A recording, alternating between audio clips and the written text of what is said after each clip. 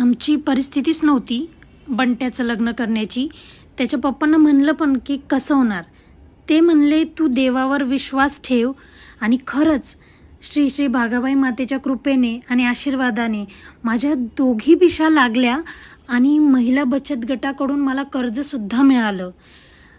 आणि त्या रकमेतूनच हे कार्य उभं राहिलेलं आहे.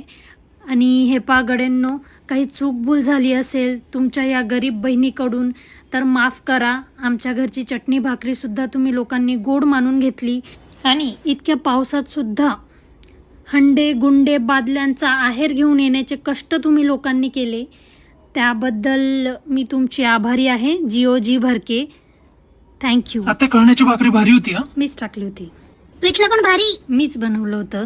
भांड्यांच्या आहेराऐवजी पाकिटं दिले असते, महिला बचत गटाचं कर्ज तरी फेडता आलं असतं. आता यांचा जिओचा रिचार्जच वाढवते.